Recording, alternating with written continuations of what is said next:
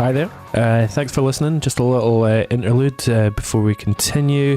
That you should sign up to our Patreon, patreon.com/unsungpod, and be a supporter. There are different levels of support, and you get different things in return. Well, we are currently... allegedly. You're supposed to. But we're currently printing off t-shirts. We're making playlists. We're doing all these things for people that have done it already. And if you want to be part of a cool club, and most of all, get this podcast in early on a Friday rather than a Monday, then sign up to our Patreon. We have this marvellous unsung snake oil that we'll get you. Keep hawking that shit. Truly needs to be sold. Must go before the end. Also makes you as savvy as Fred Durst. I also need money for my interpretive dance lessons, so which will come in very handy for this episode. Anyway, continue. Bye.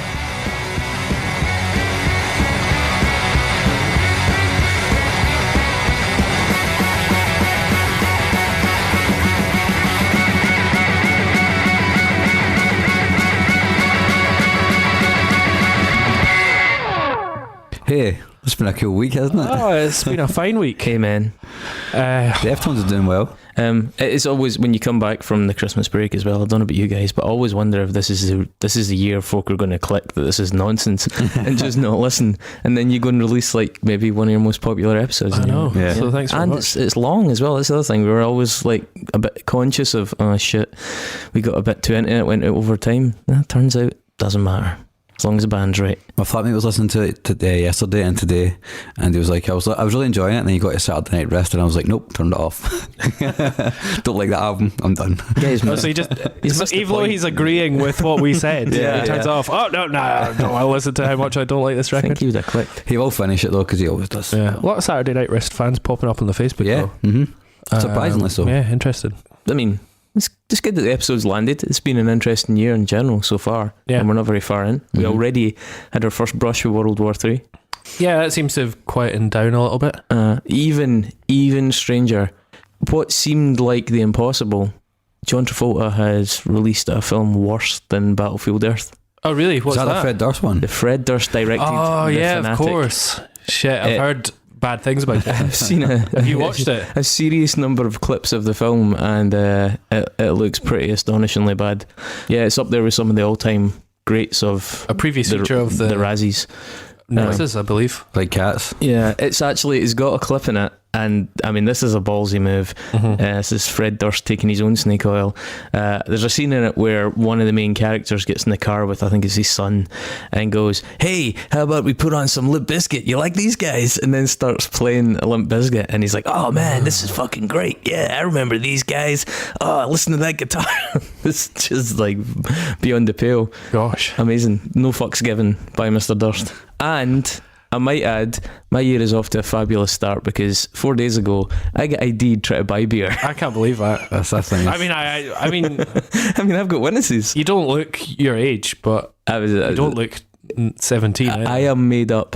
Oh, if one of you guys secretly arranged that as my present, that's cool. Yeah. Going back to the new metal topic, we should just mention, if you happen to be in Glasgow on Saturday the 25th, we are running a very special club night at Block. Chris, you're going to be sitting this one out, I believe. No, I mean, You're going to be down the front moshing. for all the sane people in the audience, or the people that accompanied their friends and desperately want the night to be over, I'm going to play maybe 15-minute chunks of what might be passable music. Right. I think that's really off-brand, man. Well, the whole night is Unsung Podcrash, and it's pop punk versus new metal. So Mark and I will be going Some heavy head-to-head hitters. battle. Yeah. And I think we're going to do it song by song. Yeah, so we're going to trade a song each. Yeah, just fight to the death. Yeah, it's already heating up. Even the pre-pod chat tonight was I was well in my depth. So that's free entry, Saturday 25th in Block. You should come along. Even more interesting, we started furtively talking about what could be the next versus battle. Yeah. So if you've got any suggestions, Yeah, cool. Yeah, do that. Have a club night that would be fun and not necessarily terrible. Death metal versus black metal has been ruled out. It's too niche. We could do it somewhere, but not Not in Block. Saturday night in Block. Black people versus white people, bit too on the nose. Yeah, I think we'd probably not be able to do that ourselves. 80s versus 90s, maybe too obvious. But yeah, if you've got any suggestions, go for it. Paedophiles versus not paedophiles. Paedophiles are probably going to win that one. Anyway, Should we? Yeah, why are we here, David? Why are we here? Why have you brought us here? I finally doing my Kate Bush episode. Yeah, you had such a good week last week, so let's, see Destroy it. You're on a roll. Yeah. Yeah. Tarnish my legacy. In the snow with Rosebud and King of the Mountain.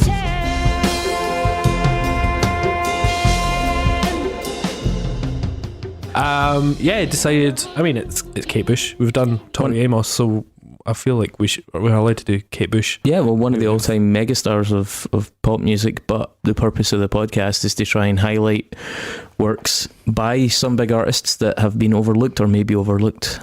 Yeah, so I think Kate Bush is an interesting one because I feel like, I mean, she's hugely famous and she's part of the public discourse and she has a very mainstream persona. I think she's hugely influential as much as famous. Yeah, but I think artistically she's very influential, but I think she's famous for this odd persona that she had in the late 70s and early 80s that isn't necessarily to do with her artistic output beyond a couple of, weird just forays into the mainstream when she was very young. A lot of people still look back when they think of Kate Bush, Kate Bush is near enough an adjective or a verb, you can Kate Bush or something's very Kate Bushy, and that normally describes a sort of kooky, high-pitched, weird, young female who's a bit sort of up in the air. But there's, beyond that mainstream perception of her, there's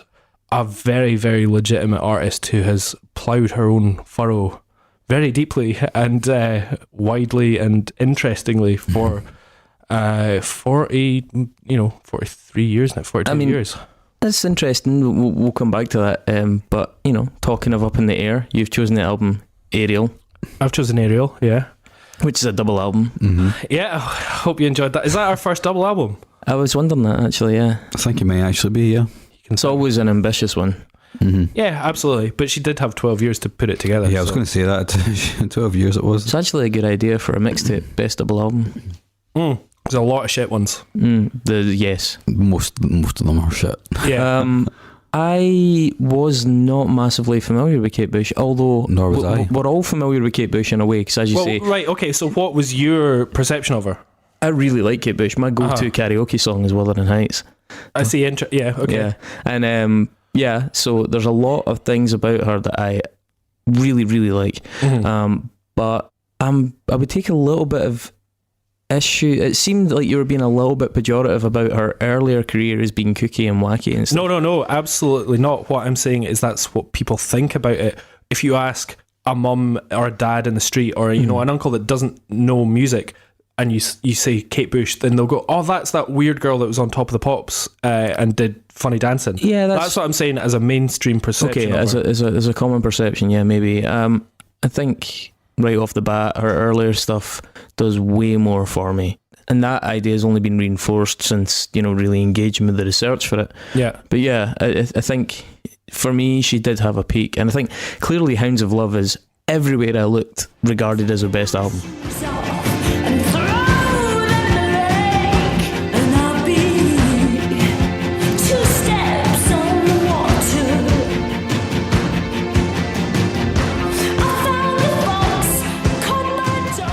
Everywhere, we were talking about Deftones and White Pony. Yeah, everywhere you go, every poll, every YouTuber, everything, it was like Hounds of Love, Hounds of Love, Hounds of Love. Mm-hmm. That's a perfect coming together of all these different elements from early in her career, and it, I think to some extent has overshadowed certain aspects of her other work. But yeah, I mean, she's amazing. There's a really great documentary that was done by the BBC, the Kate Bush story, which I gleaned a lot of really fascinating information from for the purposes of this. So, I mean, I should probably relate some of that. Started writing when she was 11 or 12 years old. Yeah. So she was born into a fairly musical family, although her father was a doctor. I remember this the press sort of put her down for coming from a fairly well-off middle England. Like every band and artist now. Yeah, yeah, I know, exactly.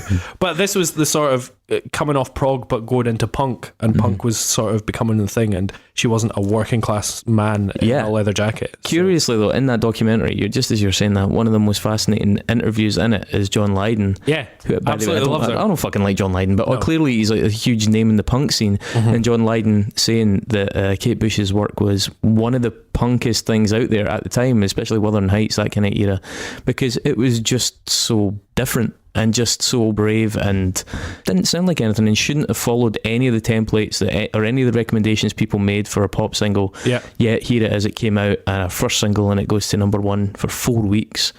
Pretty astonishing. So that was kind of cool. She took a big influence from her I think it's her older brother Paddy. I think she sang in his band for a while.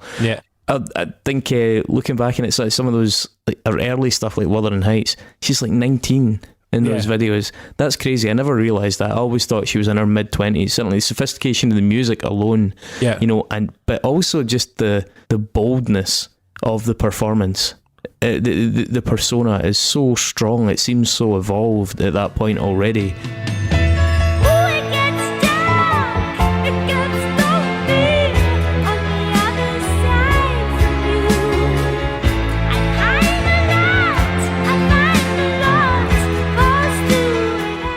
And, you know, it's funny nowadays, you see a young pop star who has a persona, and you know it's been moulded by, you know, a record company and executives.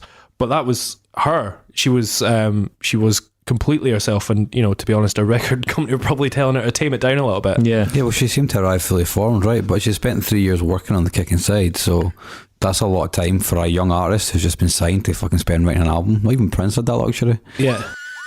Hit the button. Don't worry, I just did. So she was really like influenced by people like Roxy Music, David Bowie, King Crimson, stuff that she got from her brothers as well, who were into a lot of prog. But as you said, there's a really strong personality in there that's something quite original right from the very start. So she did this demo, gave it to a family friend who knew Pink Floyd vaguely. He gave it to Dave Gilmour. Dave Gilmour went to see her family. Dave Gilmour helped finance a more sophisticated demo, which he then got into the hands of somebody at EMI, and then EMI were just like, right, we want to sign her, that's it. Super, you know, smooth process, given the hoops that other people have gone through. But then, as you say, Mark, she worked on that for ages. She had like 200 songs or something at that point, despite her age. And she went out in the pubs of London playing in a band. You know, in 1977, she spent a long time going out and honing her craft and learning to use her voice, as she said, because she said she had a very plain voice to start with, and she had to really find where her strengths were and lean into it.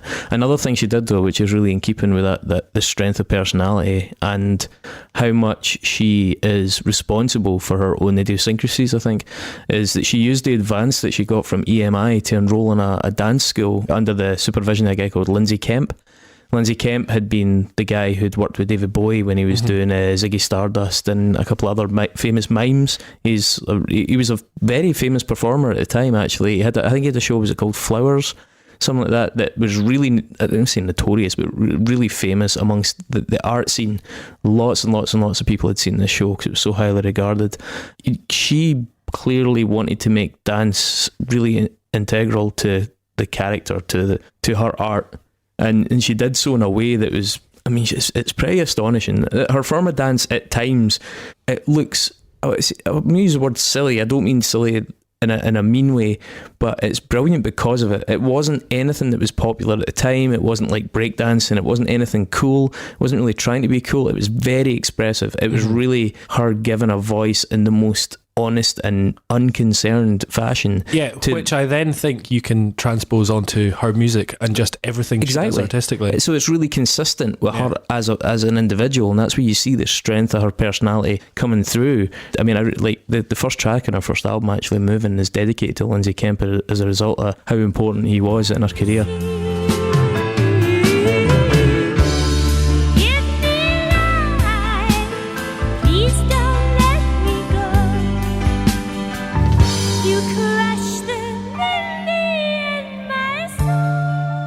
What I do think is relevant to her age is that with that first record, EMI did market it using this poster of her in a really, really tight pink top. Particularly in America, yeah. Yeah, and it was clearly about her body, her breasts.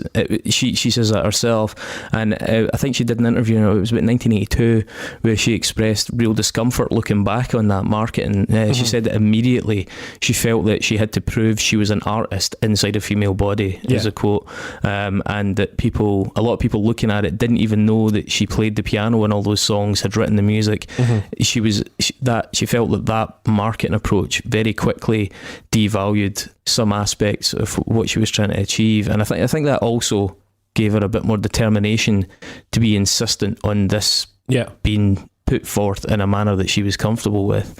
So I mean, learning that lesson early on probably did her good in the long run, but I'm sure it wasn't a lot of fun at the time.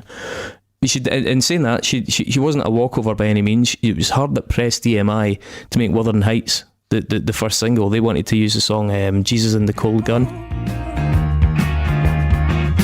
You've been gone too long, baby. We can't let our hero die alone.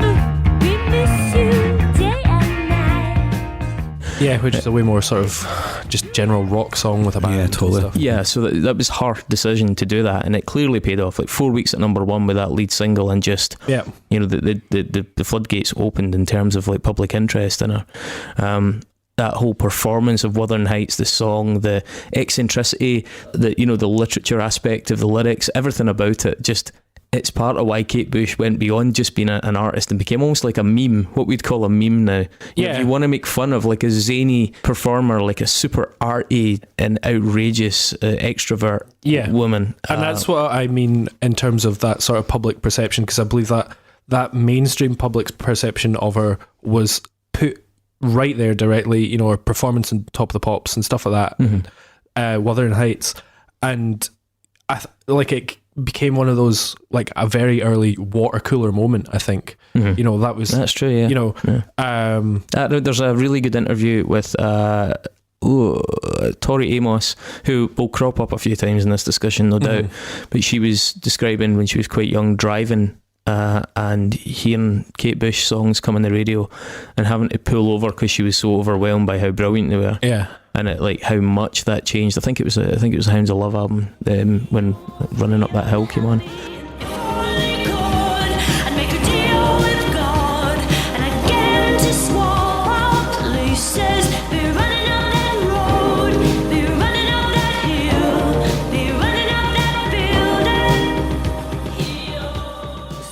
And she was just astonished by the power and the adventure within that music. And so I mean, she clearly was having people were having water cooler moments to Kate Bush.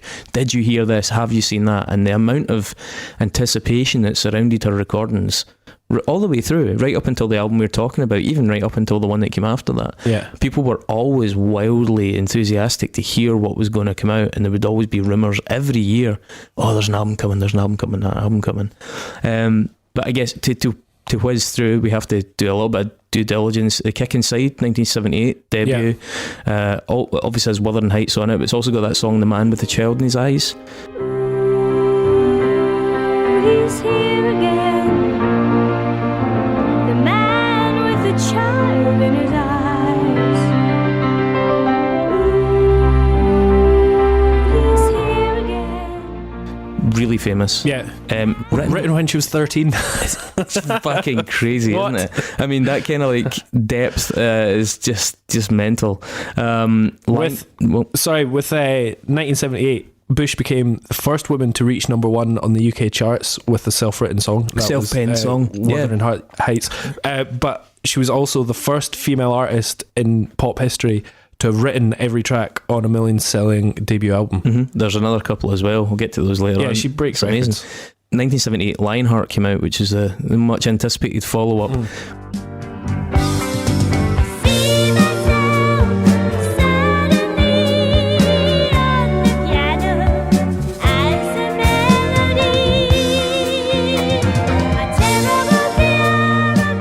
Which she she herself isn't happy with. Well, it was only 6 months after the Yeah. first record. So as Mark was saying, she had all that time to write the songs for that first one, and then this follow-up came out, and the songs felt a little bit rushed. They don't have quite as much melodic depth, and I think they do feel a bit raw. Although I have to say, I love the song "Wow" on that album. Yeah, it's a great track. That's a brilliant song.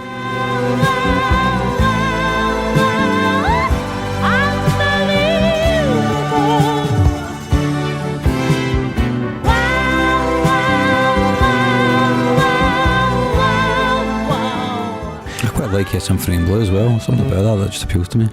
Well, that album came out before her one and Sorry.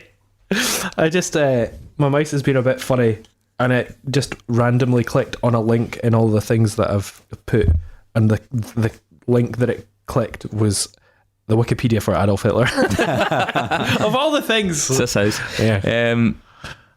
That album came out and was then followed by her first tour, and I can say first tour of many. 1979, she did a 6-week tour called the Tour of Life, which is kind of famous for a few different reasons. One, it was one of the first ever uses of a head mic, Yep. Yeah. which became like a total, stick-on for pop artists in the future. It's not the first. There's a band earlier had a much more rudimentary version of it, but Yeah, hers back was in like, the 60s, but she like... the first operational version of it.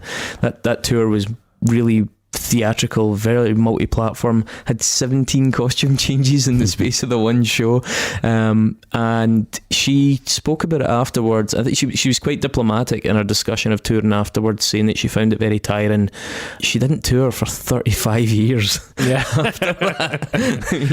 Yeah, She got her breath back. Also important to say the label didn't really see value in her touring after that either. Like, But the tour was like rapturously received, though. It was Yeah, but really, like- really well received. But I think it cost a lot.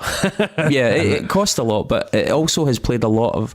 It played a big part in the lore around Kate Bush, the ambition of it for this young woman to do this tour, this performance that is just so outrageously huge. When we look at the videos of the knife and stuff now, the ones that we highlighted in that episode, I mean, they owe a lot to that kind of theatricality that's evident on that tour. Yeah, so that tour was 1979, and she followed that with the first of that original trilogy, which is Never Forever, in 1980. Never Forever is like the one where there's that really big use of the Fairlight synth, which became like a really key part of her career. It was the first ever sampling synth.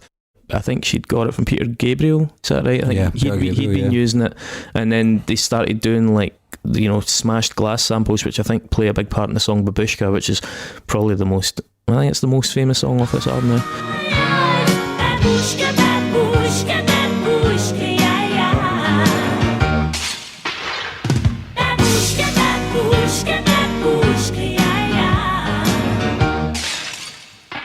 Babushka, babushka. But yeah, I mean, it's actually got some really, really strong. There's some really interesting things on it. To me, there's something about it, like the instrumentation of the bass and stuff like the live stuff is very 70s and dates it to me. And Our bassist really notoriously loved a fretless bass. which is something we'll come back to, because I think it plagues her. Yeah, a little bit, yeah. There's some really interesting tracks on it, though. There's a track called Breathing right at the end of it, which is about a fetus that doesn't want to leave the womb because it's emerging into like a post-nuclear war wasteland, and is worried about coming out and how it will breathe. Breathing my blood in, breathing my beloved in, breathing. And just the song itself generally is that it's from that period of history, the Cold War, fears of like nuclear apocalypse, all these films like When the Wind Blows and Threads and all these kind of things were coming out, and it really reflects that nuclear paranoia. The other song that really stood out in that record for me is a track called Army Dreamers near the end. it's a good song, yeah. I like that. Really nice, but also 100% Joanna Newsom. Me to Mammy's hero, morning in the aerodrome, the weather warm, the heat is colder, for her men in uniform to carry home my little soldier. Like Joanna Newsom has completely lifted the vocals, the instrumentation, everything is exactly that song. It really took my breath away how close it was. Yeah, the other thing about this, can I just, I beg your pardon here if I cause any offence, but the cover of this album, lifting up her skirt and all this stuff going, is it all coming out of Fanny?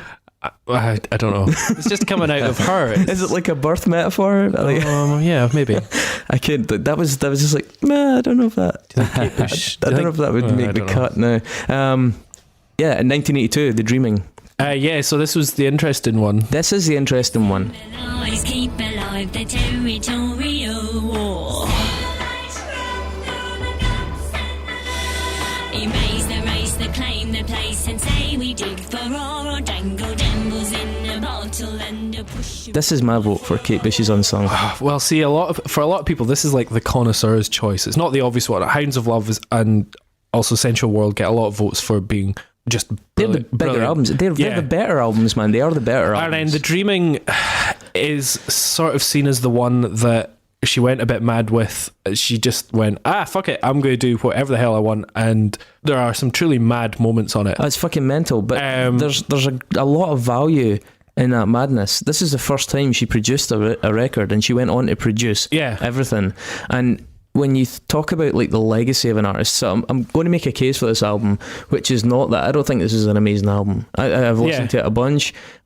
I think there's a lot of stupid shit in it, shit that kind of devalues the songs, which are actually not too bad. Mm-hmm. But I do think that the added value is in what the message this sent to female musicians especially, and I think these kind of albums played a bigger part in the development of people like Björk than maybe anything else, because you had a woman controlling and writing and doing everything in a completely eccentric fashion, like really unchained, and after untethered. 3 fairly mainstream records, and that aspect to this album's legacy, I think, elevates it above the one that you've picked here. Now that's not to say that I don't think that the album you've picked here has good music on it.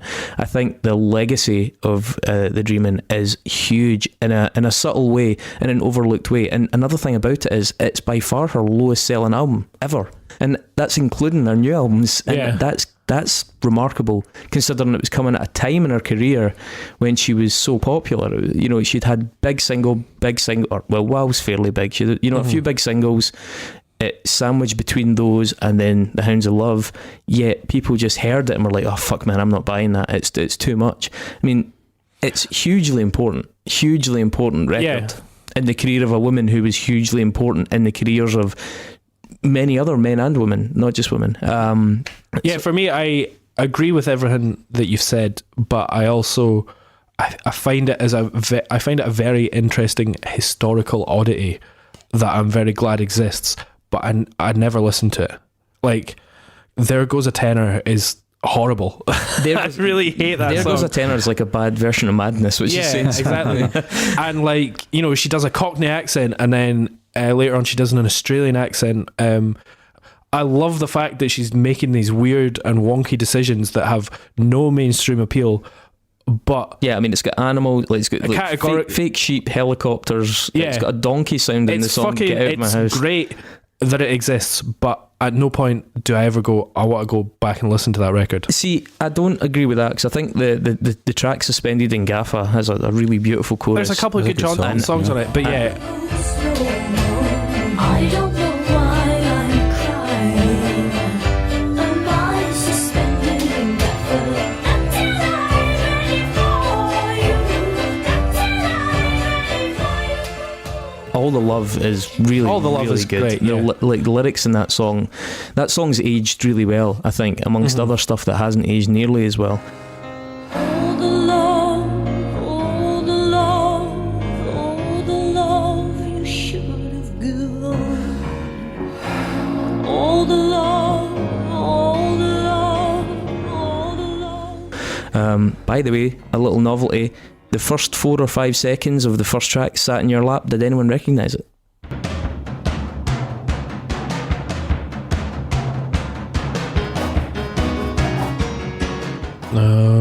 no. Go and listen to the track Brain Freeze by Fuck Buttons. Oh, really? Mm-hmm.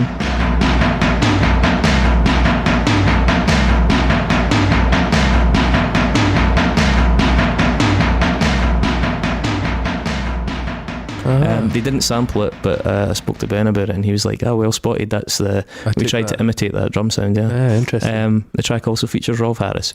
That's going to come up again. But I mean, the album is hugely ambitious and hugely silly at points. There's a guy called Percy Edwards that she brought in to do 12 different bird impressions on the record. As I say, it's got donkey noises in one of the tunes, but she seemed really comfortable with the fact that commercially it underperformed. It was her first album, by the way, to break the American Billboard 200. Yeah. But it then sold very, very poorly after that initial interest. She seems okay with that. And I think one thing, that album has been vindicated in the long run because of the artistic possibilities it opened to her, and it then opened up to generations of people after her. I take on board your point that musically it is far from the best album. I mean, the albums before it and the album after it are much better musical albums, but I think there's more in an album than just the songs that are on it. And I think the impact and legacy and messaging. Mark, what do you think about legacy versus content? I think Chris is right in that it does seem to play an important part for a lot of artists. But again, it's not an album I enjoyed listening to at all, if I'm honest. And I know I won't revisit. Yeah. And as I was going to say earlier on, I'll come back to it after we talked about all the albums. But I've had a good time over the course of the past week, shall we say. So, well, I know an album that you did enjoy listening to, and that's Hounds of Love, which it's a good record. 1985. Pretty good record. It's a really fun. I mean, it's fucking great, isn't it? It's deservedly. It's clearly one of the most important and one of the best pop records. Yeah. Full stop. She's got countless fans all over the world from the most bizarre fields as well. Like fans from even if you're just talking music, I mean, pretty much as extreme as it gets. There's people all over that this album blew their minds, and that says a lot. For folks listening who aren't familiar, Running Up That Hill, which you'll definitely know, is from this. That was our biggest single in the USA as well. The title track, Hounds of Love, is fucking brilliant. Always been a coward, and I don't know what's good for me. Oh, here I go. Yeah, Absolutely brilliant. I think that's my personal favourite. I see. It's not even in my top half of favourites on this record, even though it might be the most well known. This is 3 years after The Dreaming, and she had deliberately gone and built her own studio in her back garden because she'd spent so much tracking the other albums. Yeah, and she was just like, "Oh fuck it, I just want to spend however much I want on my own record." But also, you have to take on board just how that reflects on The Dreaming. She wouldn't have built her own studio if she hadn't previously produced her own album. Oh yeah, absolutely. I mean? And I think when you look at how that's then trickled down, don't get me wrong, like artists like Siobhan Wilson from Glasgow, who I spoke to about this because I know she's a big Kate Bush fan. Siobhan is now doing a lot of her own production, and when you look at the encouragement that you would get in a totally male dominated industry from people like Kate Bush taking these big steps and strides towards complete autonomy, that is hugely important, I think. Another thing about this album actually is it's a concept album, really, because it's split in two parts. Well, you've got your first half, which is the Hounds of Love, amazing singles, and then your second half, which is called The Ninth Wave for anybody that's from Glasgow and has seen that a band of the same name kicking around. It's a weird ambient experimental half of a record about drowning.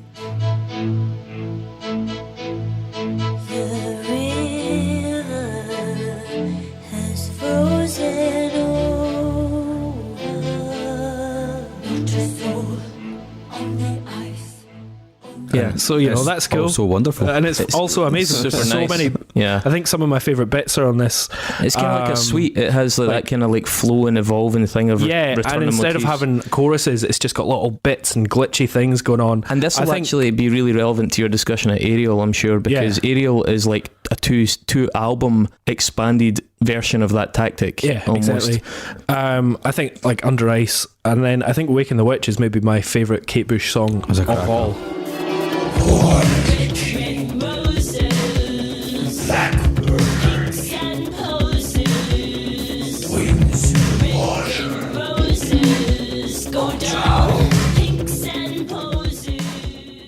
The cracker.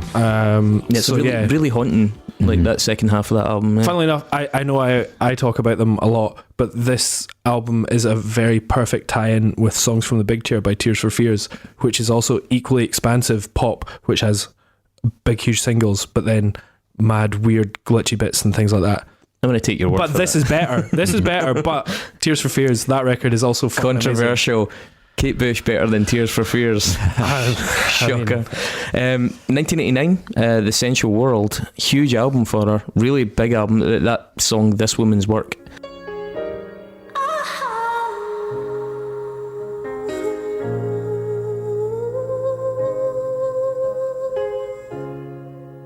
Pray God you can go. I have mixed feelings about this song because I think this song has been devalued by its use in a charity advert in this country. Cry, but I just can't let it show. I should be hoping, but I can't stop thinking. All the things I should have said that I never said. All the things we should have done that we never did. All the things It's really, really widely heard as part of these one of the fundraising commercials on TV, and it's one segment of the song that is in particular, and it makes it really jar with me now, because when I hear this song, I don't hear this song, which is a very beautiful song. I hear a bit of an advert. I hear commercials in between a show I'm trying to watch, or I hear something in the background, and I think it does present something of an argument against syncing your music in certain ways, or overuse through syncing, where it starts to detrimentally impact upon. Definitely, there's some big songs throughout history that have been, I think, their edge has been taken off by being overplayed. Yeah, absolutely. And I think that does suffer. Yeah, it's a pity, because it's a lovely bit of music, but I just can't break out of that association now at all. Mark, did you get a chance to listen to much of this record? Yes. You're an English student, so you should have things to say about it. Yes. I did listen to it, but I'm a Scottish Dutch student, actually. Oh yeah. This is Irish literature. He's an obstetrician. This is Irish literature. No, I like it. I really enjoyed this record, and it seems like a logical step that she would take after a fucking multi-platinum record, right? Yeah. But she's still been Kate Bush. She's never not Kate Bush, is what I like. It would be very easy to keep making the big records. You know what I mean? This is still a big record, though. But it's not like in the same direction. You know, it's not the same kind of same kind of. Let's just go one bigger for the next one. You know, talking about taking a straw poll though of like the kind of lists and the bloggers and things like that. This is the album that is most commonly coming in at second place. You know, it's never out. It's really revered. So that if you consider that period, that 85 to 89 period, she's just like untouchably. Also, at that same time, she's winning Brit Awards. Yeah, she's like Stephen Fry and Don French are appearing in videos. She did that Peter Gabriel single as well, didn't she? Yeah. Don't Give Up. I've changed my name, but no one wants you when you lose. don't give up, 'cause you have friends. Yeah, it was in that period as well. So in the UK at least, she is absolutely A-list, really. Yeah. But she's making weird pop. A-list, but credible. It's absolutely. It's big pop music, but it has a credibility factor that other people would have killed for, I think. And then there was 4 years passed, and then she brought out what I would say is a very controversial record in the Red Shoes. Yeah. Controversial in its abject mediocrity. There's some really good stuff on this, but yeah, it's stripped back. She wanted to attempt to play it live, so she recorded it near enough live. That never ever happened. But it's also a darker record, or a sadder record, because it's been affected by the loss of her guitarist, her mother, and also the breakup of a long-term relationship. Yeah, Del Palmer, the guy she'd been with him for like 15, 16 years or something like that. He worked on a lot of stuff with her, and they broke up. They continued to work together, but they broke up as a couple, and I think she found it really difficult. Yeah, I guess looking back, what she'd done was expand her production, over 3 or 4 records, and try things out, and then deliberately stripped it all back here. And it just makes it's a much less expansive sounding record. It's way more straightforward. The production techniques in it are very dated. Yeah, very dated. Funnily enough, first song is Rubber Band Girl. It sounds like a Madonna. I really like that track, but it sounds like Wang Chung meets Prince. If I could learn to wang like a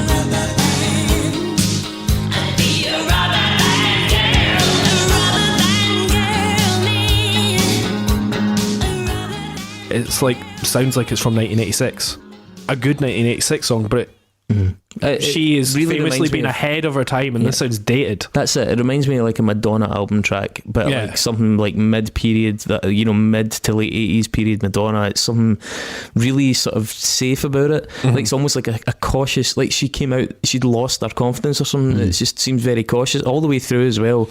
There's decisions made. Maybe for the first time she's aware of what's going on around her, and the expectations on her as well. Like, I mean, Why Should I Love You? It's one with Prince on it. Yeah.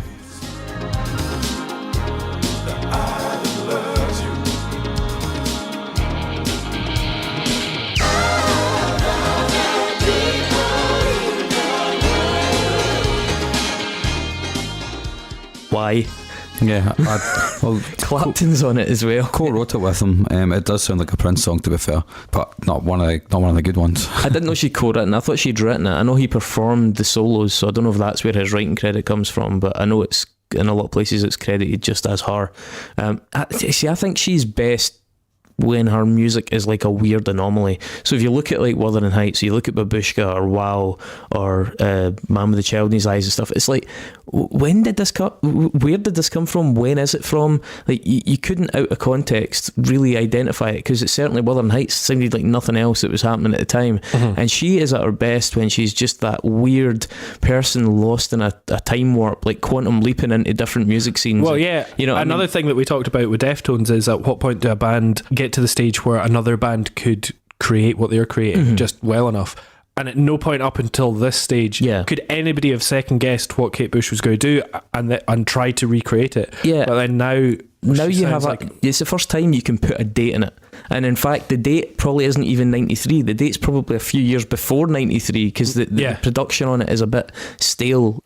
It's a decent record. It really is a decent record, but I think it's too comparable to sort of the works of like Tori Amos and that at the time. It sounds too much like its time. And so even though it's not an insult to compare something to Tori Amos, as somebody that nominated Tori Amos, it doesn't compare to Kate Bush for me. It's like it doesn't compare to what she'd done up to this point. I mean, so at this point, she continued to make appearances for the next few years, performed, she did like Comic Relief and things like that, right up until 1998, and then she took a sort of much talked about professional break, which was really just to raise her son, Albert, or Bertie. Yeah, who was born in 98. Yeah, to raise him like without, out of the media spotlight, although obviously like got blown out of all kind of proportion. And then there was 12 years up until 2005 when Ariel came out. Obviously we'll go back to that, but then there was nothing for another 6 years after that. Then we had Director's Cut and 50 Words for Snow come out in a year. Director's Cut being reworked versions of things. 50 Words for Snow is a really interesting album. Yeah. Like mirrors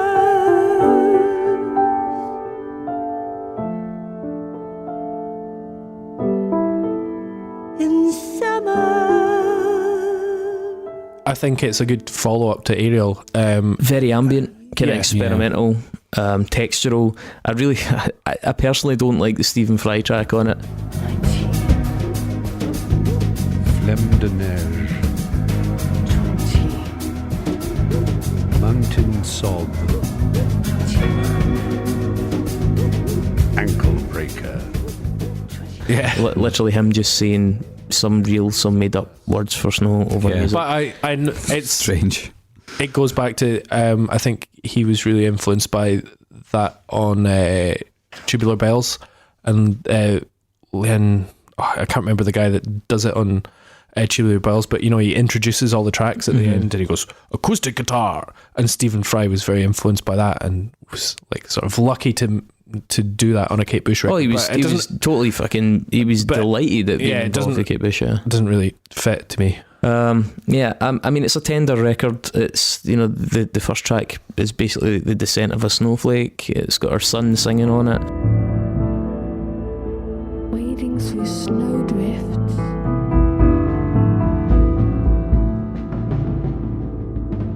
my broken heart. There's obviously a lot of personal investment in it, but it musically didn't.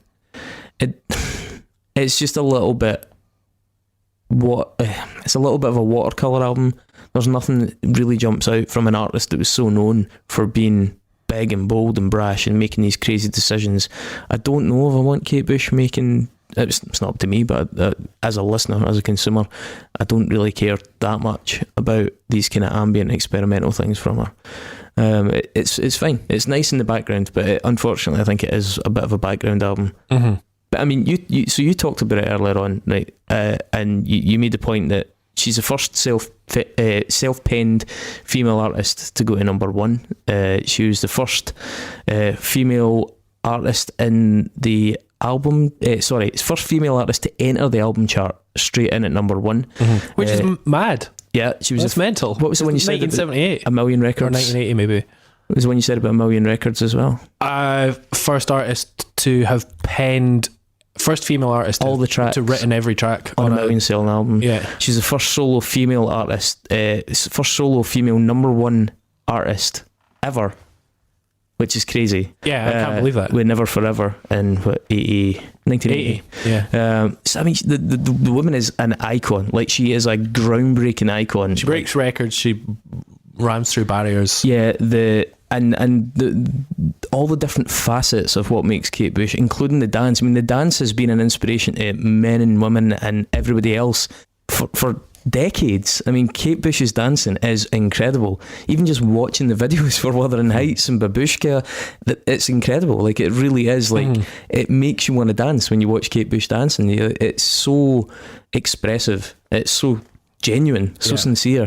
There's some great behind the scenes clips of her training at the dance academy when she was young, and it's just amazing. It's just like, wow, this young woman decided she wanted to make this a part of her show, and she absolutely nails it.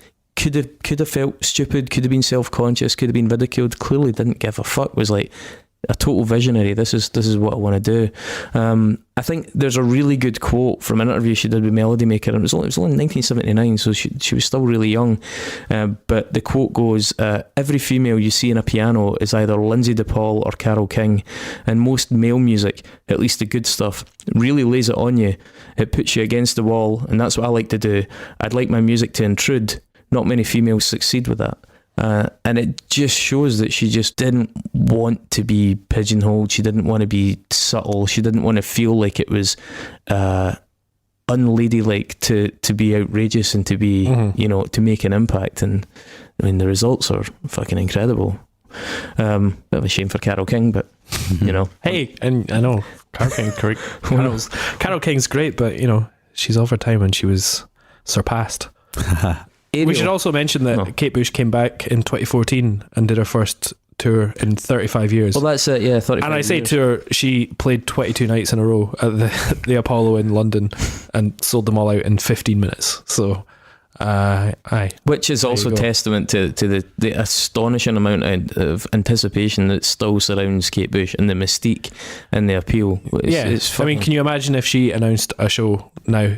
Like if she did a tour, she would sell out the Hydro in minutes. Yeah, even though she hasn't released a single, so to speak, for completely crash the internet. Yeah, just completely wipe it out. By the way, see when I'm reading her quotes as well, it kind of annoys me that I can't do a good impersonation of her accent, because her accent's fucking brilliant, man. Yeah, her accent's like I think early on a big part of her appeal. When you see her on Wogan and stuff, she just comes across as such a fucking normal person. Well, not like eccentric, but real. Yeah, but a real eccentric. She's not like trained in the kind of like, was that Paul McCartney Performing Arts fucking place down in London that so many pop stars seem to emerge from now, and they're all the edges are shorn off their accent and stuff. It's just so fucking good and endearing to see somebody speaking in a natural fashion. So I'd not spent, like Chris, I hadn't. Well, like you kind of said that you hadn't spent too much time with her, and I hadn't spent any time with her. All I had heard. I was the greatest hits guy. Was really the singles, and by singles I mean like 3 songs, right? But see, this will land better at the start, right? So, David John Weaver. When I asked people to do this podcast, right, you were the only person that replied. We had that chat in block and we decided we were going to do this. Yeah. And Kate Bush won the album you're going to pick. Yes. Right. Since then, you've done quite a lot of good things for me, right, over the course of the past 2 years. But the best thing I've done is bring fucking Kate Bush into my life. Yes. Oh man, I have proud. spent the last fucking week obsessed with this woman. I can't stop listening to her. I actually can't stop That listening makes to me her. so happy. I see I didn't watch the documentary you were talking about because I just wanted to get it raw, man. I was just into the music and I was just thinking about it so much all week, and I've been listening to it on repeat. I had it in the car last night. I worked driving back from practice, and one of the guys to me, I was like, "What the fuck are you listening to, mate?" And I was like, "It's fucking Kate Bush, man. You need to listen to Kate Bush." Have Yeah, you ever, exactly. you ever gone to the gym and tried to work out to Kate Bush? I did that tonight. Oh god. It depends what record you get, but yeah. It's been eye opening, man, and thank you. Really, Fucking hell, man. just honestly, Start crying. Honestly, just I didn't even know what to expect. Right, I've heard the singles, and I thought like, she's going to be eccentric, right? She's going to be mental. Yeah. She's really not. She's just fucking clever as hell. And Yeah. a fantastic songwriter. And she's so self-aware as well. Like she deliberately allows her eccentricities to show. She doesn't. It's not like she's wandering off there because she's lost down some path of weirdness. She's going there because she wants to be weird. We'll come to it on this, talking about Ariel, but I just think that that's something throughout her career. She just does whatever the fuck she wants, no matter what. And that's amazing to me. My most favourite thing is that, like, of all the things that I like about her is that she is a storyteller. Yeah. Oh yeah, absolutely. And like that's the reason why I like Bruce Springsteen as well, right? Because they tell stories, and she tells captivating stories which are not just in the lyrics but are also like in like the expression of the emotion in the vocal, the timbre of her voice, Yeah. the compositional choices around it. Like she uses the entire palette she has to maximum effect, and it's honestly like, if you've never heard Kate Bush before and you're listening to this a bit skeptical, go down that rabbit hole. Like, Yeah, totally. Like, explore that, because we didn't even mention she had a single that was basically the last few pages of Ulysses by James Joyce, wasn't it? Yeah. I mean, she's her references to literature as well in the early days, especially for somebody so young. If you think about Wuthering Heights, it was And also like unheard of. pre-Raphaelite paintings and stuff like that. She's like, yeah, hugely, considering that she never went to university or anything, and she got 10 GCSEs while she was signed by EMI and finished her schoolwork. But she's obviously taken a huge amount of culture from home and then kept taking in culture while she goes, because throughout the 80s and 90s she's referencing like 60s horror films and then referencing ancient Greek myths and stuff like that. So yeah, it's a vast palette of cultural reference that she then puts into her incredible sonic palette. So, aye. Big Bush, eh? And She's some woman. Big Bush. Yep. So let's dive into the Big Bush. Aye, here we go, head first. Ariel, 2005, David. Aye, so it's I just find it a very interesting record in itself. I think it stands out in its weirdness and its oddity, but also in its listenability. I think it's a very gentle record. I'm probably going to contradict myself a few times here, because I love that Kate Bush tries weird fucking things that sometimes don't work. But for me on this record, what I quite enjoy about it is how safe it is in times, even though it is a very weird record.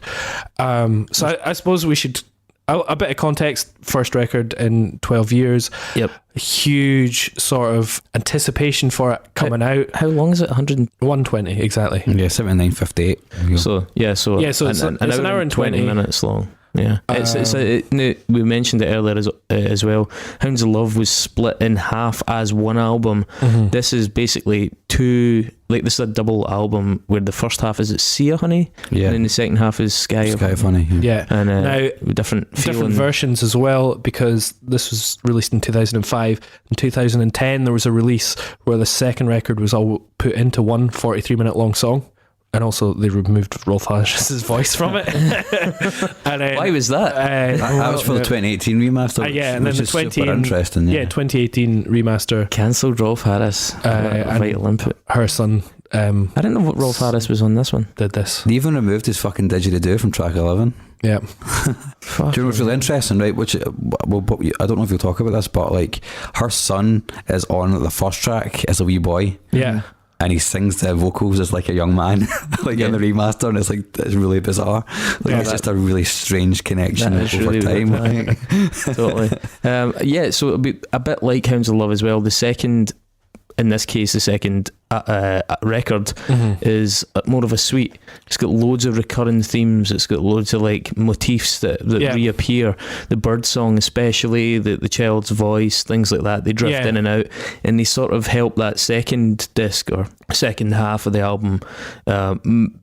Has a consistency and a fluidity. So I mean, I'm not down with the idea of merging it into one tune. I think that's kind of stupid, but I do feel what? I like it. Really? I think it works as a specific thing to like put on when you're cooking or something like that. It works really well as a nice, or even if you're just fucking sitting there having a drink of wine, it works as one track. I think it feels like a bit of a fuck you, because I mean, even classical composers, you'll get like breaks in the tracks. Yeah, I know. I mean, I noticed actually in one of the lists, NME placed this as second of all of our catalogue, behind Hounds of Love, clearly, and in front of Sensual World. Yeah. They called it joyful, which was an interesting adjective for the record. But they made a reasonably strong case for it, and they also complimented that the sweet kind of nature of it. And I mean sweets as an SUITES.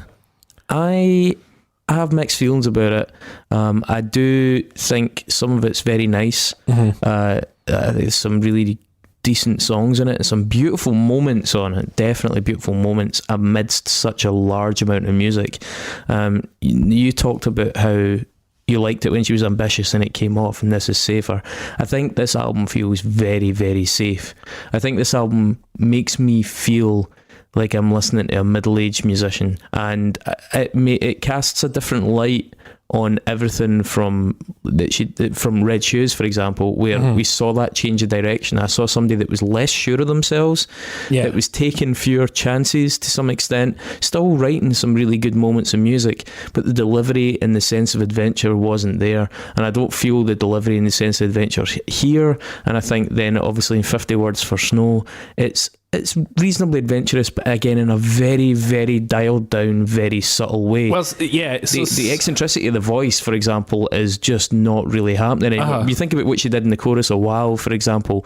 I know that was a long time ago, but it seems like such a safe approach at this stage in her career. Now, I don't know how her voice has been affected either. That could be she has deliberately gone down, and she's not using her higher voice as much anymore deliberately. But right, so I mean, I'll kind of talk us through the record. Yeah, but can I just say before you do that, I do think, just to give it some context, I think some of the tones on this, some of the decision making, because what Kate Bush was always great at, and you said it earlier, and Mark, you said it as well, is decision making.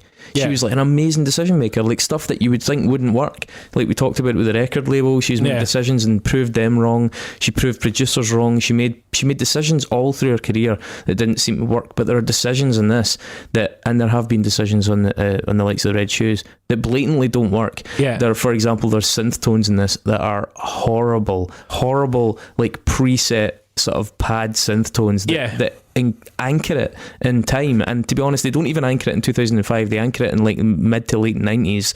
I think likewise some of the Birdsong stuff is great, but some of the playing around with it just goes for being quirky into being almost like new age, and it just becomes like frustrating. And this is somebody that I'm very pro Kate Bush, but I think there is a poor level of decision making in this record. I totally get that, but I think that's, for me, what makes it stand out. Whereas the Red Shoes, I think, sounded dated, whereas all her other records sounded forward thinking or progressive. This album specifically just doesn't sound of any time. Some of it sounds from the 90s, some, I think it sounds like mixed. I'll give you that, but I don't know if that's... And do you know why? It's because she spent 12 years on it and she hasn't fucking listened to anything else.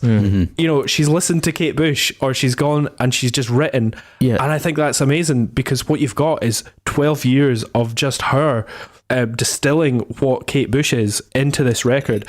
And I think it accentuates the flaws. I think there's definitely, that fucking fretless bass can fuck right off. There's certain things in there definitely that the decisions are wrong, but she's made those decisions purely like without giving a fuck about what is trendy, what is fashionable. This will stand here in 100 years and it will sound like a Kate Bush record.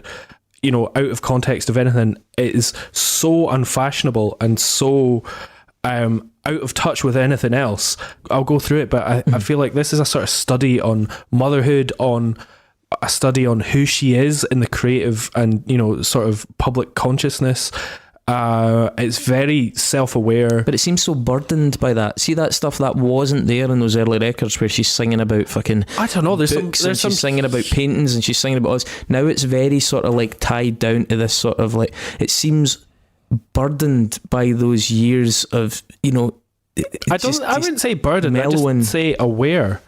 Whereas she's aware of all that's gone before. She stopped being this like driving force of creativity, but she's now aware of what has taken her and the decisions she's made, and she's now just gone, oh, I'm quite happy with who I am and what I'm going to do, so I'm just going to make a record that I've spent 10 years. I miss that stuff, man. I mean, she makes one kind of token attempt on Joni to kind of talk about something that's, you know, a seemingly random issue. It's like, oh, here, let's talk about this wacky thing about Joan of Arc, and it doesn't land, in my opinion, and it seems out of place. Yeah, to be honest, that track is the one that doesn't sound, because to me it sounds like, also with the production on that track, I think it could be a mid-90s Bjork record. Yeah, see, that's the thing. But the thing with that is I don't think she's heard of Bjork.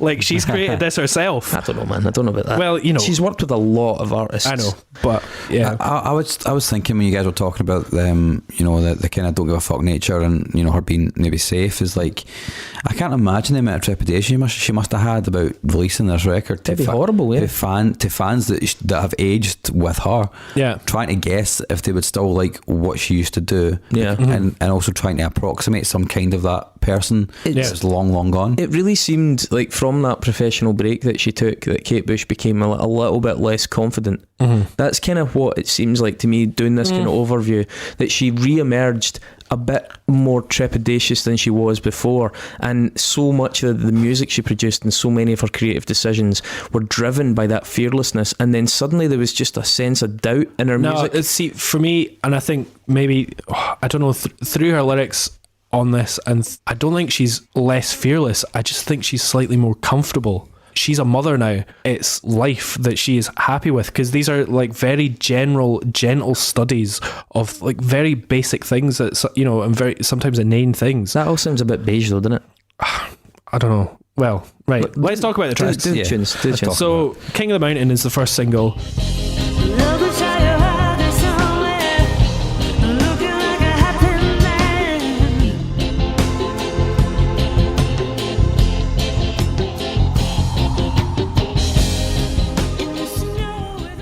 And first track, it's a really good track actually. It's like tentative yet still powerful. I really like the sort of wee repeating two notes. I like how it builds. Drums come in, guitar kind of comes in about 2 minutes in. I think her voice is great. I really like this lower bush. Yeah, this like the lower bush. Yeah. I mean, there's definitely a sort of, the bigger vocals in this sound more like her. They're not quite Hounds of Love kind of level, but they're definitely bigger and more ambitious than she is in almost any other point in this record, I think. Yeah. And I do like that song, albeit I don't think it's incredible in the context of Kate Bush. It's decent. It's not like a standout single, but it's a song that I like to spend time with, and I repeat quite a lot. It reminds me a little bit of Peter Gabriel. And also it's yeah. like there's a heavy prog influence on this record, like throughout. Yeah, definitely. 70s are like obviously not left her in that regard. Well, yeah, that's true. She's probably been. Her and Peter are pretty tight. Yeah. So I mean, I think Pie's a more interesting tune, to be honest. Yeah, funnily enough, Pie for me is the one that a lot of people mention when they're talking about this record, and they go, "Oh, she's so crazy. She recites Pie to 155 decimal places."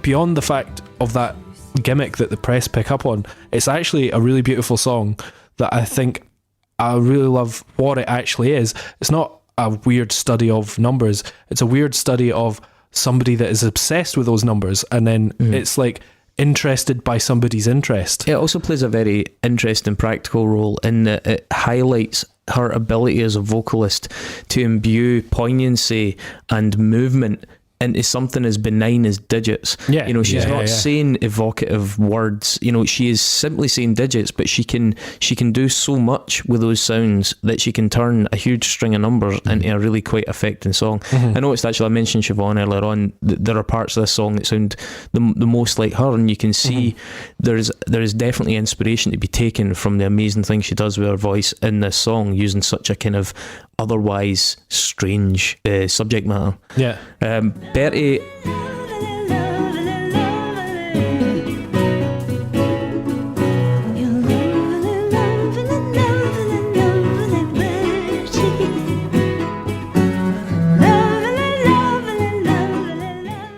very It's a sweet. Renaissance song. It's a Renaissance song, like through and through. Yeah, it's very sweet, but I find it a wee bit cloy.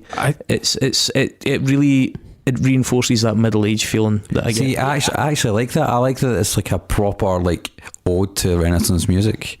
Yeah, and I like the fact that it feels I'm a real. fucking mother and I fucking love my new child. I didn't and like your mum singing about their fucking wains, man. I don't know, I like the sort of naivety and the sort of just basically in love with loving your child it is. I mean, fuck it. You need some joy in this world. I was more taken by the actual choice for that kind of Yeah, that sort of the instrumentation, whole just generally, Baroque I do like that. I think it's weird But, and I mean, wonky and it works. This also brings to the fore another thing. We're talking about Baroque influence and like things like harpsichord, and you're talking about like the first track, King of the Mountain, and the pace of it and the approach of it. This is another point in her career where Kate Bush sounds like Tori Amos. And as much as I fucking love some of the stuff Tori Amos does, Tori Amos also has, as we established in that double episode, a lot of filler in her career. She's got a lot of career, and a lot of that stuff is quite MOR. And unfortunately, I think these parts of it, Kate Bush sounds dated here also because there is now another person doing this. There was never another person doing Kate Bush, and there's now another person doing it and doing it well. And I think it's like, oh, come on. We don't need more MOR Tori Amos. I think that's another issue that I can have at this point. And certainly songs like Miss Bartolozzi, Mrs. Bartolozzi, yeah. yeah, Miss Bartolozzi. Whilst I love the lyrical focus in that song, it's really interesting that she takes such an interesting subject, and such a benign subject, and makes it interesting by, you know, examining the meaning that it has to a woman going through the routine of washing and housekeeping and things like that. And there's a little bit of innuendo here and there, but musically it really sinks it into that kind of Tori Amos category of like, I'm not really getting anything from this. The corner of my eye, I think I see you standing outside. But it's just your shirt hanging on the washing line. I don't know, I give a pass to the sort of MOR production on that one because I think the vocals stand out so much and the lyrics stand out so much as well. And I think a lot about this record that holds it up is the poetic lyricism of it. The lyrics are at points fantastic, yeah, but I think that's when you have weaker music and weaker production, I don't think that necessarily is enough to carry it. Then How to Be Invisible, I think, is maybe our most MOR track. Yeah, it's not a brilliant song, although it does have a brilliant moment in it where she uses her voice to imitate the wind. Is that the wind from the desert song? Is that an autumn leaf falling? Or is that you? Yeah. And that is fucking excellent. Like, And it's got really, really nice. I think the thing that really fucks it for me is the like the Chris Rea sort of Mark Knopfler guitar vibe that goes all the way through it. Yeah. It just totally dates Like it. the It's very guitar's cyclical, like it keeps doing the same thing over and over and over again. The guitar's going to be an issue later on, guys. I'm just warning you right now. but I will say that I really like. Sorry. there is a couple of moments in that song when she's doing the kind of wind thing where it does sort of foreshadow the kind of white chalk era PG Harvey, the dreamier sort of woozier stuff. For me, this is a really important thematic one because I think this is the one that is studying her and her absence from music over the last 12 years and her public persona, and she sort of has this sort of awareness of like, her as this weird witchy woman, this sort of recluse. Agreed. You know, with like Yeah. Eye of Braille, Hymn of Anorak. Yeah. It's like she's taking the piss out of herself, but also out of her persona. And I think thematically it is very important. Absolutely for the agreed, record. but unfortunately you've got that kind of like in the tripod of like, yeah, you've got the lyrics, but in terms of the music and the production in the song, I think it falls down again, and as does Joni. Yeah, we've talked about Joni. Although Joni has a really nice moment just prior to that line, Joni, Joni, there's a really nice little build up.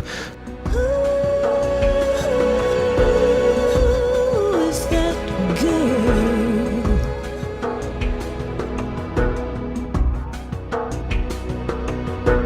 Joni was a golden. But the rest of the song doesn't reach that level. It's got some good ing from her. She does some really strong I like the humming. reverby kind of guitar synthy thing. I thought it was kind of cool, but I really fucking hate the synth pads but in that song. it's not like this isn't like a pad. It's like a kind No, of. I know the one you yeah, mean. That is nice. That's a Yeah. nice effect. But the pads, well, some of the pads are pretty honking. Then a choral room is like back to being stripped back Kate Bush. super touching, Very nice. super personal, All about super Tori memories. Amos. Yeah. There were hundreds of people living here, sails at the windows, and the planes came crashing down. I love but this song. I really like that. Super track. Tori Amos, man. I mean, she has dozens of songs in this exact vibe, and I think that's the thing. I'm like, it's a good song. I'm not saying it's not a good song, but I'm saying it's not a Kate Bush song to me. I know it is, but it's also, I mean, it is. It is, but it is, but it's like a photocopy or something. I can't really quite get with it. Anyway, then you go into Sky Honey. Yeah, so then things start to get a bit arty. You've got bird song throughout.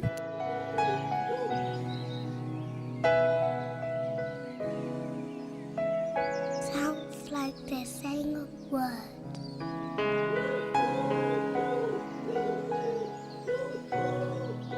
Children's vocals, her her son's little baby So for the chatting. folk not listening to the 43-minute fucking merged in piece, it starts Yeah. with prelude, which is mostly like motifs in our Just songs. atmosphere, really. Yeah, Kind of background sound. prologue is lovely.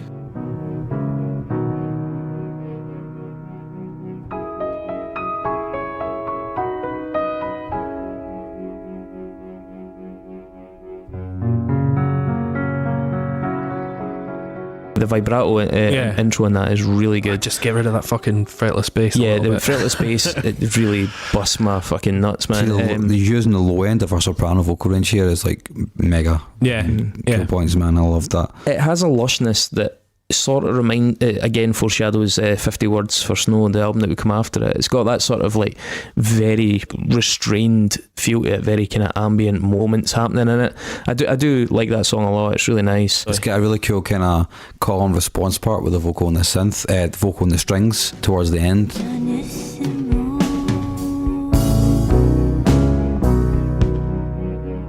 What a lovely afternoon.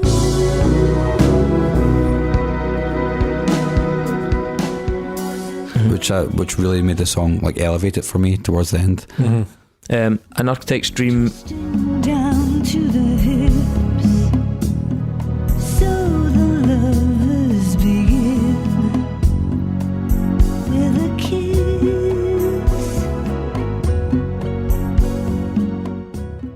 That's one that really passes me by. Again, the fretless bass and that killed me. I wasn't a fan of the percussion. It sounds really dated, even for 2005. No, it sounds, but I think this one maybe sounds deliberately 80s. Like there's a band I picked up a record called Megabyte, and it's like from 1987. It's like proper instrumental synth stuff, and it sounds quite like that. But it sounds like she started writing it in the 90s, which she did. And I think that's the thing. I think, as you said, she started writing this within, the 12 years before it came out, and a lot of those songs seem to have been a bit frozen in time. A Painter's Link, as you said. Do you say Rolf Harris was on this one? He's on that last one as well. Airbrushed out. Yeah. He's on the last one and this one. Fuck. What's he doing? Is he talking? Didgeridoo? What? He does didgeridoo Just on one fiddling. of the songs, but he does like the vocal parts that Betty does, like as an adult. That's the vocal parts of Rolf Harris did. Really? Yeah. Yeah. Mhm. It's raining. What has become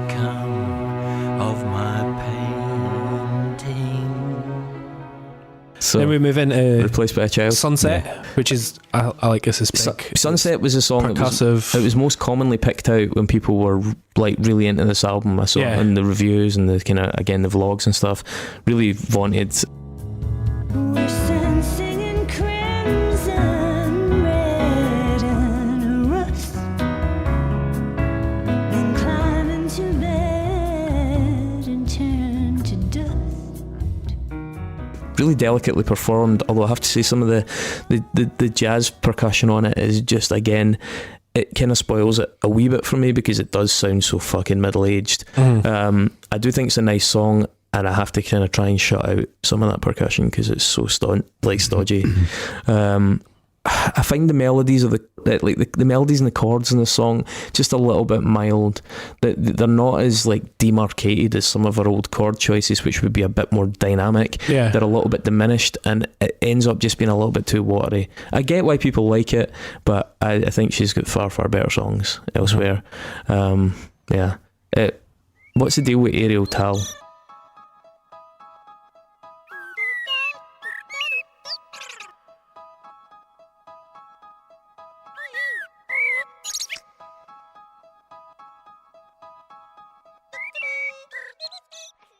It's just a wee bit. It's fucking weird, man. It's heavy weird. It's a wee bit of wonk. Birds kind of freaked me out, and this song was doing nothing for me, man. I was like, shit, man, get this off immediately. Then you move to Somewhere in Between, which is like more this sort of, it's like a weird grown-up middle-aged jazz. We went up to the top of the highest hill and stopped still. Yeah, it's a weird swing song, like. But middle-aged being the phrase, man. I really like the vocal melody in this, though. I think it's great. You can call me, I agree. You can call me Chris Music. Alright. Now, then you've got these two huge final songs. Aye. Nocturne, which I think goes into Aerial, and they sort of continue from each other. I mean, Nocturne's like well over 8 minutes. We tire of it all.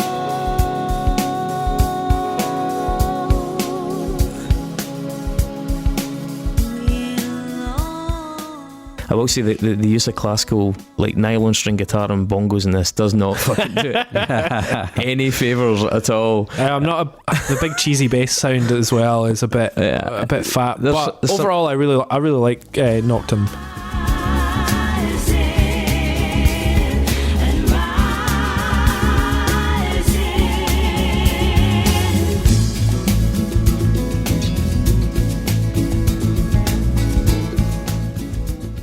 There's some Big nice fucking vibes in it. There's some nice melodic bits in it.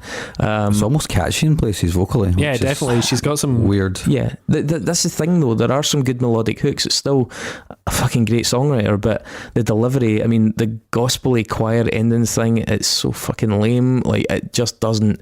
It takes what's potentially a really good song, and just the creative decisions in it for me just aren't what they used to be. Yeah. That's a total Prince thing, by the way. Like that choir, that gospel choir thing at the end, that's a massive Prince decision. That Don't dig it. Totally get it. And then you finish on the title track, Aerial. Right. Aerial's frustrating as fuck.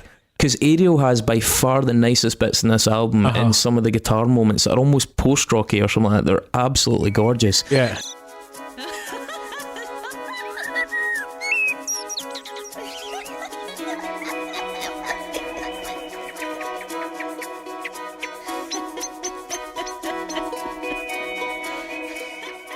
And then it's fucking like punctuated by these obnoxious, really shit sounding guitar riffs. Yeah, like and then like just fucking this fucking horrendous solo. I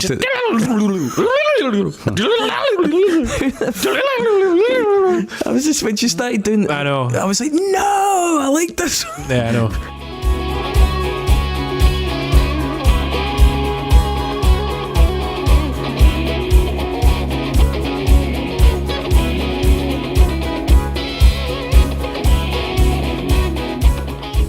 Yeah, I mean, fuck. Yeah, I mean, I get she was going for bombast. It was going for a big ending, but yeah, it is like it's like a middle-aged lady going for a big fucking rock ending. It sounds like that, and I was just really bummed me out. That's how it's finished. Even though some of those bits are so lovely, and I'm almost tempted to push through the crap guitar moment to just hear that lovely fucking bit. Yeah, totally. That. Well, that's the sort of thing that I think overall the whole album, to both its detriment and its benefit, she makes weird and wrong decisions, and its influence to me, it stands outside of. She's an auteur. I'll grant you that. I think to me, right, I think this is, I hate to say the most Kate Bush album, but I mean, it's 12 years of Kate Bush. The Dreaming is the most Kate Bush. It's 12 years of Kate Bush condensed and undiluted, and I mean, fuck it. Like I really like this quote about her. One secret of Kate Bush's artistry is that she's never feared the ludicrous. She tries things that other musicians would be too careful or too cool to go near. But not really in this. No, like... Not really in this, man. That's the thing. Like the bird stuff, and including a paedophile, is like the most eccentric thing she does.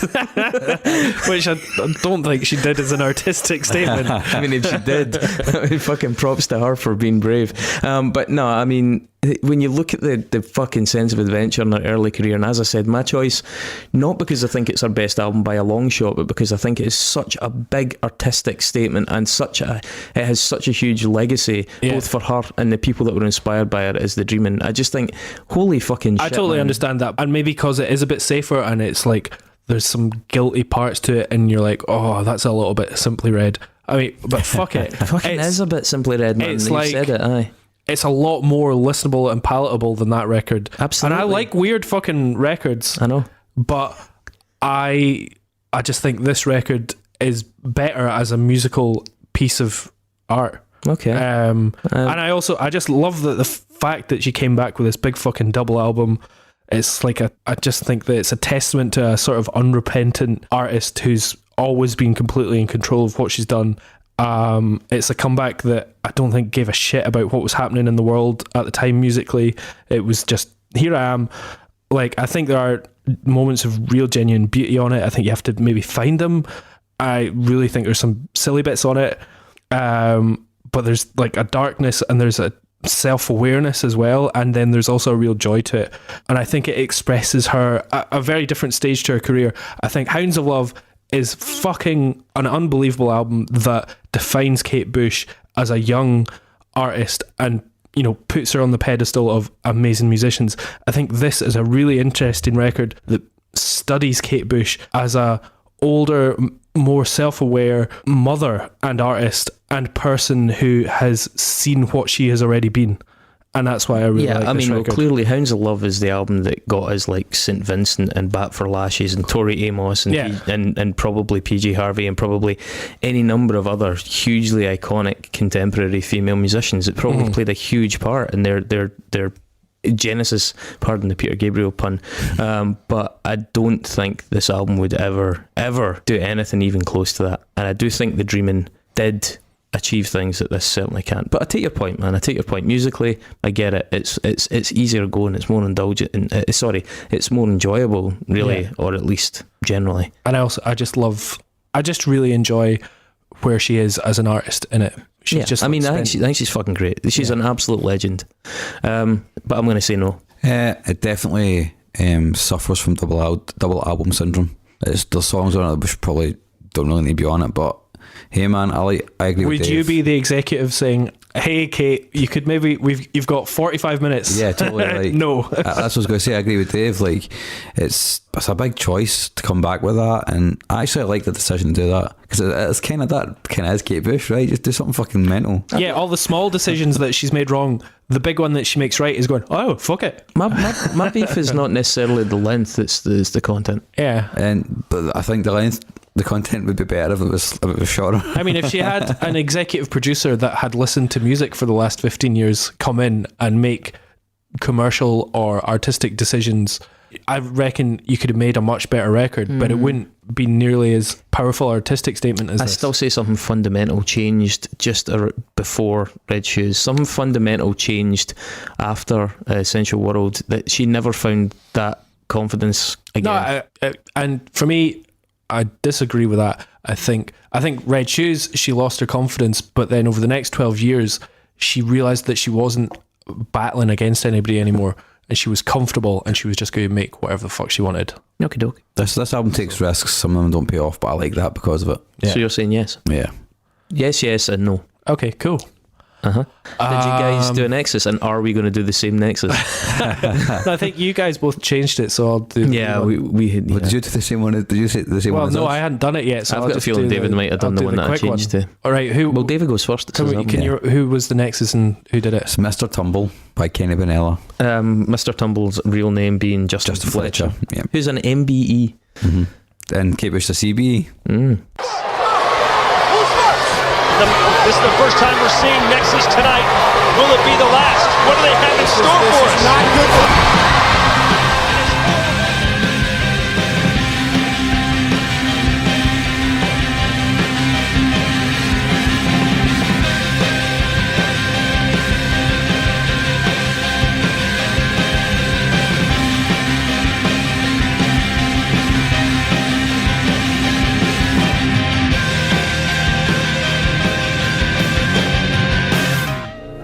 Why am I here? You're in the Nexus. This is the Nexus. For you, this is what you wanted. So you're up, David. Well, I mean, Justin Fletcher. Oh no, we start with Kate Bush. Yes. Fuck's Mark, feel free to give him shit. Yeah, totally, man. Fuck you. So Kate Bush. Oh yeah, featured Rolf Harris on this album, Ariel. Rolf Harris had a CBBC show and featured with many CBBC stars, including, for instance, Philip Schofield. Well, I've seen a particular episode where Rolf Harris appears on Going Live with Philip Schofield and Gordon the Gopher. And Gordon the Gopher. Oh my god, you did the Gordon the Gopher link. I was going to do that. That's fucking amazing. And Gordon the Gopher and Philip Schofield was apparently the inspiration for Justin Fletcher to become Mr. Tumble. Really? I didn't get that part of it.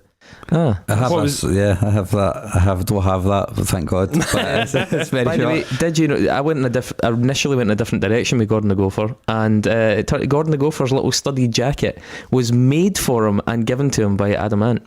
Nice. Well, there you go.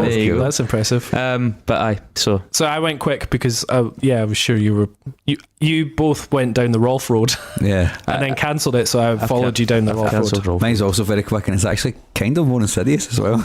Oh dear. Good. So Kate Bush had Rolf Harris on this record we've spoken about, and in 2012 at Camp Festival, Rolf Harris played the same festival where Mr. Tumble was doing a live show. Oh no. Not on the same stage. Rolf Harris was still alright in 2012. Yeah, man. It was longer than that. When was it? Like 13, 14? Wow. Jesus. Alright, well, what would the Nexus be with a little bit of fascism? Kate Bush has a song called Heads We Dance.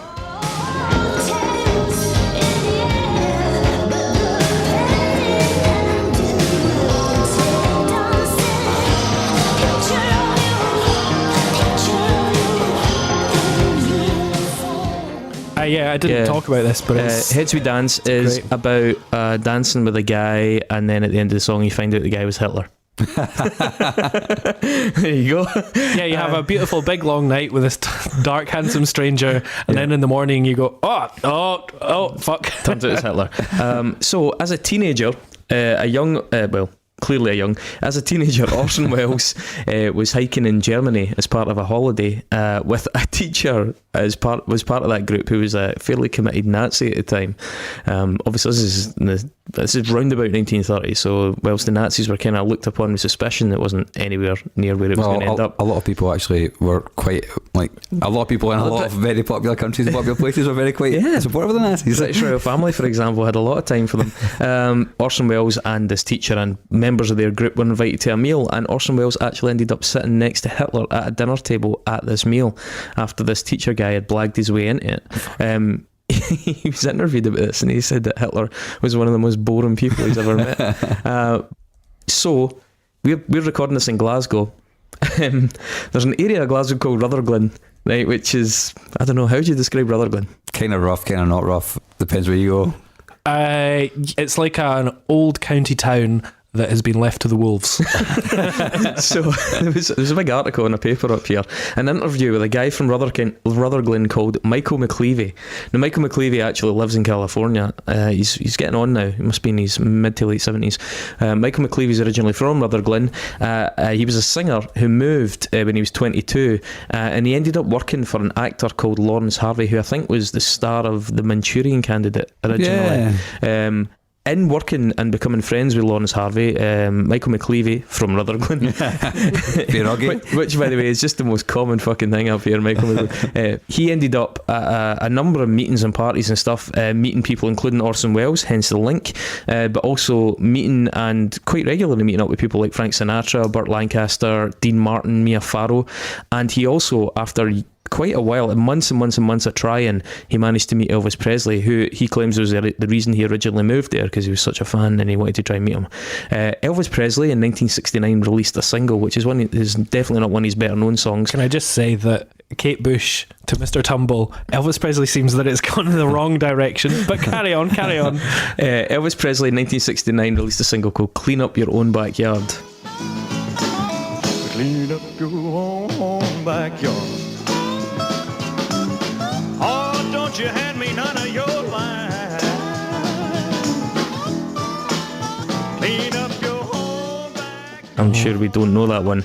The B-side for that song is called The Fair Is Moving On, and that was written for Elvis Presley by Doug Flett and Guy Fletcher. Guy Fletcher's son is Justin Fletcher. Wow. There you fucking go. That's the big link. Fucking up you, Dave. That was, by the way, Guy Fletcher, you know what else he was until 2016? The head of the PRS in the UK. Really? Oh, wow. Yeah, there you go. And I might add that as well as Gordon the Gopher and Adamant, I avoided links to Goebbels, Sleeping Beauty, and Dave Benson Phillips. King of the Mountain on Ariel is about Elvis Presley.